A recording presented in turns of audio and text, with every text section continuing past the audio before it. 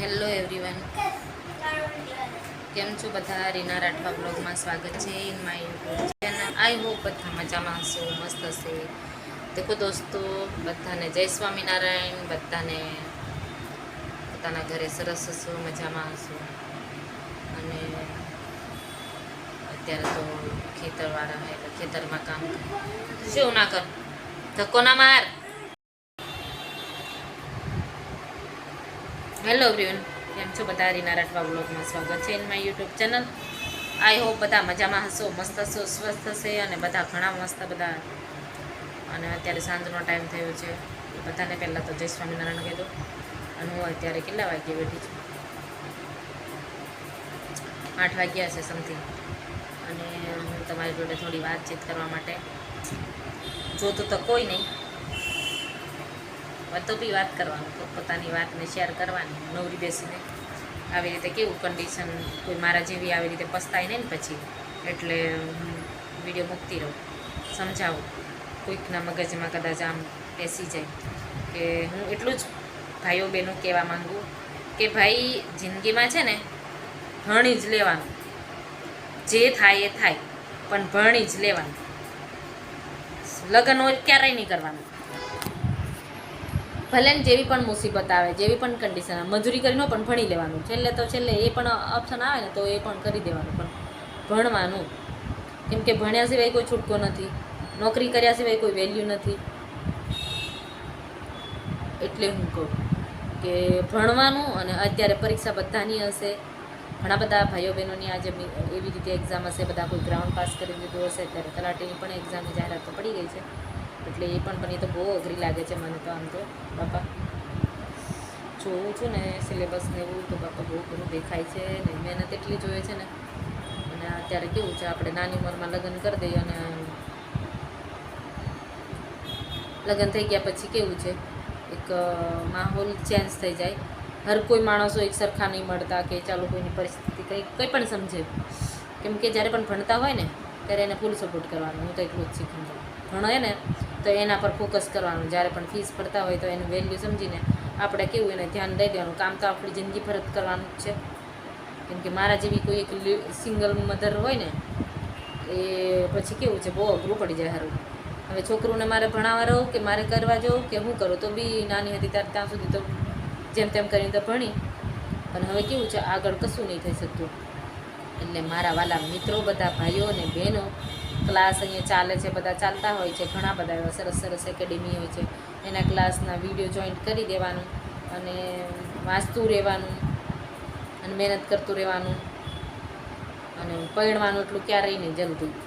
એનો સમય આપણે થાય ને ત્યાં સુધી નોકરી તેલી મેળવવાનો પ્રયાસ કરવાનો. હું તો એટલું જ કહું. આપણે તો બધા પરણાઈ ગઈ પરિસ્થિતિ એવી, પણ મા બાપનું જ્યારે આ બધું ઘણું બધું શું કહેવાય છે આવી ગયું ને, તારે સારું બહુ આંખો ઉગડે. મારો સમય નીકળતો જાય ને તેમ તેમ બહુ ટેન્શન આવતું જાય. એટલે હું બધી રીતે બહુ આમ શું કહેવાય કહેતી હોઉં છું કે ના યાર, મહેનત કરી લેવાનું. મહેનત કરું ને તો જ સારું છે, બાકી જિંદગીમાં કોઈ કામનું નથી. હા, એટલે સરસ એવું ભણી જ લેવાનું. ભણી લેશો ને એટલે આપણી જિંદગીમાં એટલું આમ ખુશી ખુશી છે. બાકી તો મારે તો હું છોકરીને ના કાંઈ મૂકું કે કાંઈ આને કોઈ જગ્યા નહીં, એક જ જગ્યા પર એની જોડે રહો અને એની જોડે રહી નોકરી કરવી, એવી મારી પરિસ્થિતિ છે. અને હવે મારી બેનનો ફોન આવ્યો છે, એટલે હવે થોડી વાત પણ કરી. દેખો દોસ્તો, મારી બેનનો ફોન આવ્યો હતો ને, એટલે મારે વિડીયો કટ કરવો પડ્યો હતો. ફરી વાર શું મુદ્દો હતો એ ભૂલી તો ગઈ, પણ નવેસરથી સ્ટાર્ટ કરો. દેખો દોસ્તો, કોઈ કોઈનું હગું હતું નહીં. કેમ કે ભાઈ એવી એવી પરિસ્થિતિ આપણને આવી, શું કહેવાય, એવા લાઈને મૂકી દઈને એને ક્યારેક આપણે વિચારી પણ નહીં શકીએ. મારે વિડીયો બનાવવાનું બી એક જ કારણ કે આજે મેં તો સ્ટ્રોંગ છું અને ખડી પણ થઈ ગઈ છું અને મહેનત કરીશ. પણ મારા જેવી કોઈ લેડીઝ છે ને, એકલું પોતાના પર આવે ને ત્યારે ક્યારેક હારી જાય, પણ હું હારે એ માની નથી. કેમ કે હારીને કોઈ વાંધો નથી. હરાવા માટે બહુ બધા હોય, પણ આપણે હારવાનું નહીં. દુનિયા બહુ પડી છે, મહેનત કરવાની. ક્યારેક થાય કે યાર મેં બહુ હારી ગઈ છું, પણ નહીં, હારમાં જ મારી જીત છે. ભાઈ છોકરીને લઈને મેં રહું છું, કેમ કે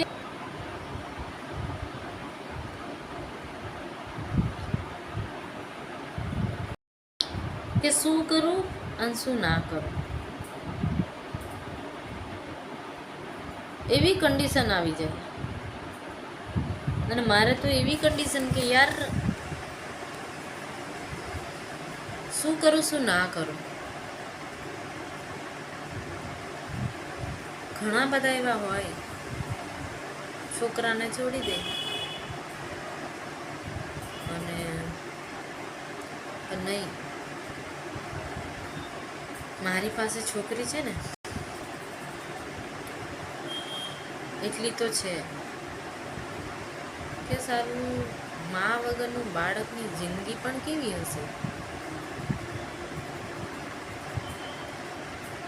એ ખુદ વિચારવા જેવું છે.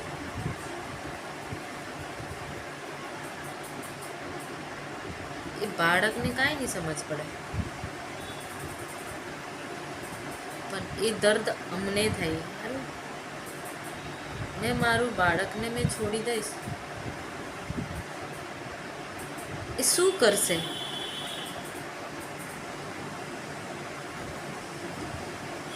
અને કોનો આશરો લેશે?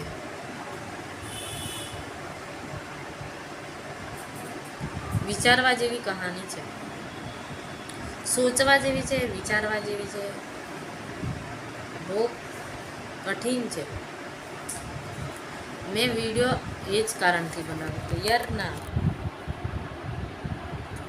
યુટ્યુબ ચેનલ પર આવવાનું એક જ મારું મસ્ત, કેમ કે દુઃખ કોઈને વર્ણવી પણ નહીં શકતી, એ પણ છે. હસીને કંઈક તમારો કંઈ સપોર્ટ મળી જાય, એટલીસ્ટ એક છોકરીને ખુશી આપી શકું, એને હરેક પ્રકારનું ફ્રીડમ આપી શકું. અત્યારે 10 વર્ષની છે મારી છોકરીને, મેં સાયકલ નથી આપી શકતી, કેમ કે કહું ને એટલા પૈસા મેં મારી છોકરીને સાયકલમાં વાપરી દઈશ ને તો યાર મારે બીજે કંઈક કામમાં આવી જાય, પુસ્તકો લેવામાં ગમે તે જાય. એટલે હું એને એ પણ ફ્રીડમ નહીં આપી શકતી. દુઃખ મને બહુ ઘણો થાય, તકલીફ થાય, બહુ તકલીફ થાય કે યાર ભગવાન પ્રભુ આવી પરિસ્થિતિ કોઈને ના આપે.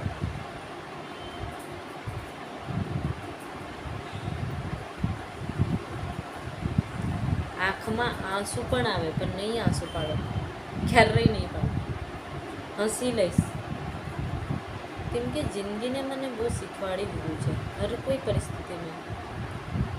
બધું મારે આમાં નથી બોલવું હવે, પણ એક જ્યારે એક લેડીઝ હોય ને તો ક્યારેય આપણે બાળકો બાજુ પણ જોવાનું.